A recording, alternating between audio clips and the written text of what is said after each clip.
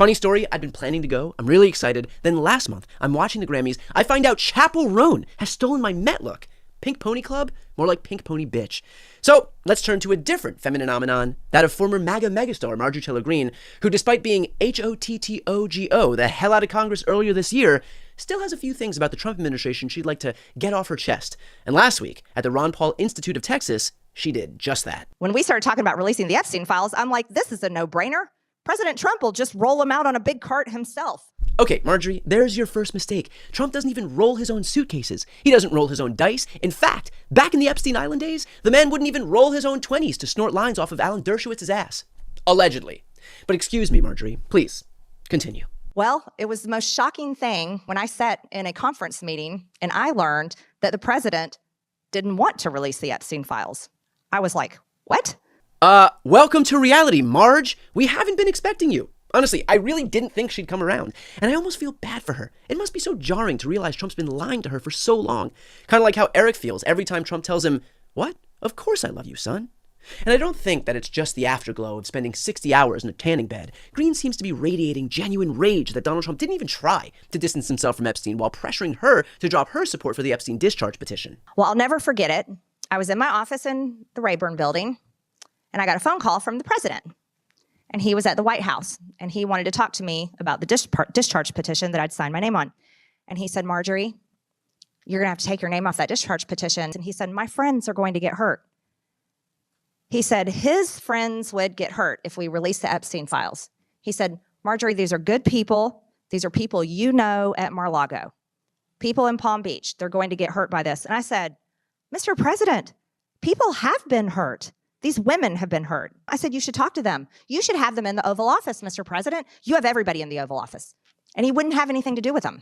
Okay, now I'm pissed. Who was supposed to show Marjorie Taylor Greene the Access Hollywood tape? Seriously, whose job was it to tell her about the dozens of women who accused him of sexual assault? I know it was part of somebody's workflow. So why is Marjorie Taylor Greene just finding out about this now, that Trump doesn't give a shit about women in 2026, the year of our Lord, when the rest of us have known for a decade? Somebody dropped the ball, and when I find out who, in the words of a widely known misogynist prick, you're fired.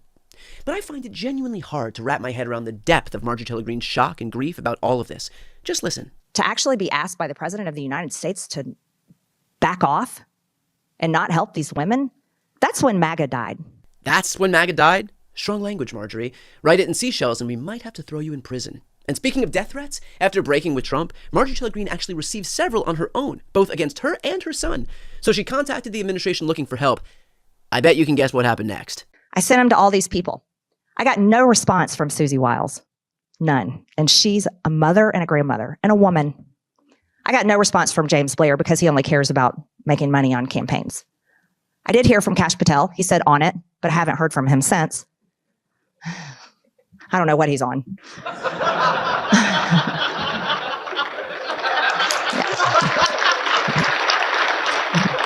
Oh, better watch out with those digs at Kash Patel, Marge. Next thing you know, he'll be looking for you in all different directions at the same time. And then I heard back from Donald Trump.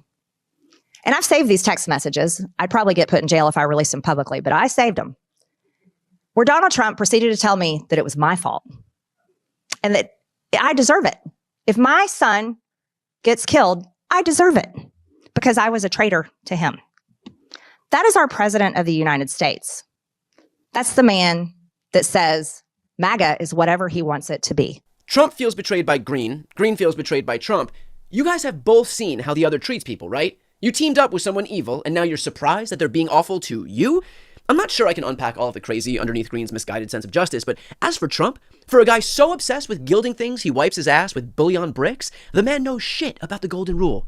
But this moment is bigger than Marjorie Taylor Greene. Trump isn't just losing the fringe. According to the latest polls, he's losing the middle. The lowest net approval ratings ever for the President of the United States. That is approval minus disapproval. What is driving this? What is driving this bus into the swamp for the President of the United States? Well, how about this? How about GOP-leaning independents? That is, independents who are normally a part of the president's coalition, independents who say when they're pushed that they lean towards the Republican Party. You know, back in the 2024 election versus Kamala Harris, look at this. Donald Trump got 91% of that vote. That's near uniformity right there, very close to 100%. 91% of that vote back in the 2024 election. Jump forward, what is it, a year and a half now. Look at where he is on the job approval rating when you average the ABC News Washington Post poll along with the Pew Research Center poll that came out late last week. He is now at just a 53% job approval rating. It's a 38-point drop in just about a year and a half worth of time. President Trump, with a core group of his that pretty much all backed him back in 2024, in massive trouble right now. Jesus, Trump hasn't looked this bad since that time he wore shorts.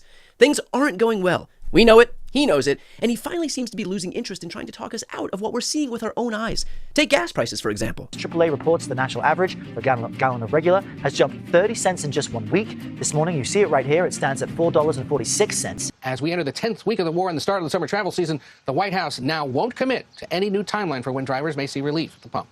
Trump won't commit. Can't he pretend like Melania does with him? Actually, I don't think he can. I think this administration has reached a tipping point. Trump is done trying to convince us he's any good at what he's doing. Instead, he's decided to make his own rules. He's gerrymandering every state he can into oblivion, issuing executive orders to delegitimize mail-in ballots, pressuring Senate Republicans to get rid of the filibuster to pass the Save America Act,